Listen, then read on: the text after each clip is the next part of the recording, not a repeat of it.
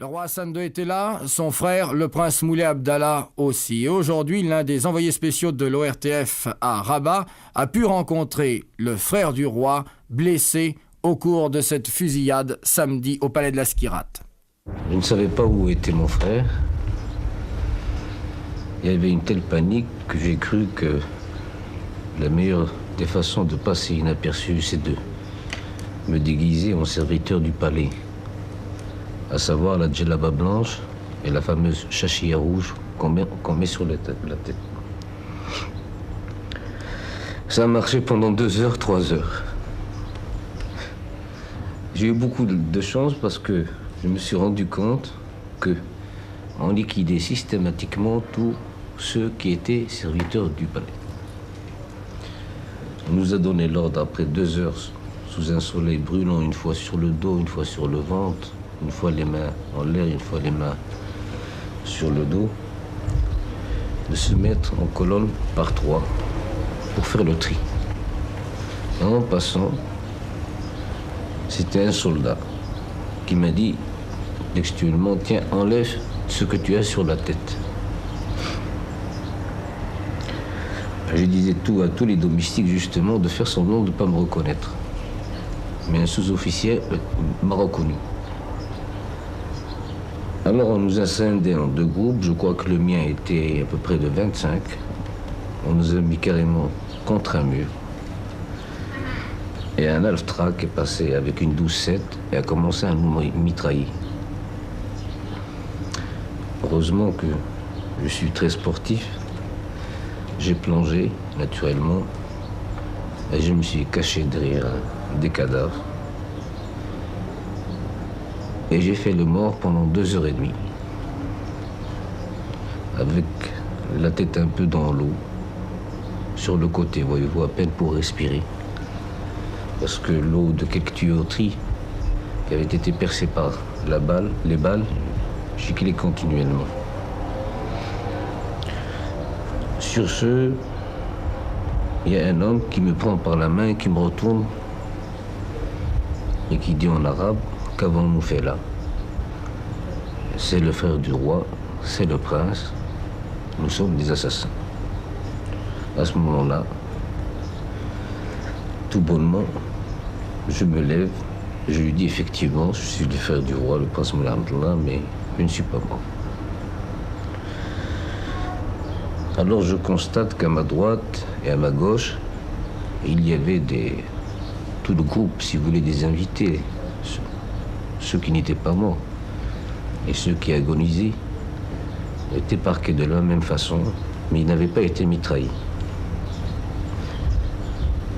Et par chance, je ne savais pas que ces mêmes soldats étaient restés là pour nous exécuter 1 heure après. Je me lève, je me dirige vers un soldat, je lui arrache la mitraillette de sa main. Sur ce, j'ai donné l'ordre aux soldats de laisser soigner les blessés, j'ai appelé quelques médecins. Il y avait dans un coin les jeunes princes et princesses, les enfants de Sa Majesté le Roi. Je les ai mis à l'abri. Mais les personnes, si vous voulez en bon français, je les ai eus un peu au culot. Parce qu'ils étaient là, ils devaient nous exécuter 1 demi-heure après. Sur ça, je leur ai dit, je vais aller à Rabat. Ils me dit, vous n'êtes pas dans la possibilité de conduire. Je vais vous accompagner. Il me dit, je vous demande de rester avec nous parce que la situation n'est pas sûre. Sur ce, je lui demande d'où vous venez. Il me répond tous, nous venons d'Oujda. Je lui dis, Oujda, c'est loin. Ils me disent que, véritablement, qu'ils n'avaient ni bu ni mangé pendant à peu près 24 heures. Il y avait les quelques soldats qui tenaient tout le monde en joue, les quelques exécuteurs qui se rassemblent à moi. J'avance et je vois arrivant Sa Majesté avec quelques soldats. On s'est embrassés et on a déclenché Vive le roi et c'est comme ça que c'est parti. Mais pendant ces 2 heures, les soldats qui participaient à cette mutinerie ont exécuté des gens. Non. Ils ont été sûrement pris de panique en sachant que le général Medbourg était mort. Ils devaient regagner sûrement la capitale, mais ils avaient laissé une centaine d'hommes, comme je vous ai dit, pour là, vers les 7 heures du soir, nous exécuter. Vous n'avez pas eu l'impression, quand les soldats sont arrivés dans le palais d'Eskrirat, ils ont cherché des gens. À aucun moment, on ne vous a cherché, ou on a cherché la famille royale? Non. Ils ont cherché surtout des officiers. J'ai vu des officiers abattus devant moi. Et heureusement qu'ils ne m'ont pas trouvé parce que depuis longtemps, je ne portais pas le général Medbourg dans mon cœur. Je crois que ma seule chance, c'est mon déguisement. C'est-à-dire qu'il est possible que les cadets, ce que l'on a appelé les cadets, ne voulaient pas vous faire de mal à vous, particulièrement famille royale, mais qu'en revanche, les meneurs de la mutinerie pouvaient éventuellement, si vous avez trouvé, vous exécuter. Ah oui, mais même les cadets étaient dans un état d'excitation terrible. Ils étaient littéralement drogués, aussi bien médicalement que politiquement. Vous n'avez pas eu l'impression que les mutins étaient venus pour faire le vide? Justement, je crois qu'ils étaient venus pour faire le vide et après faire le tri.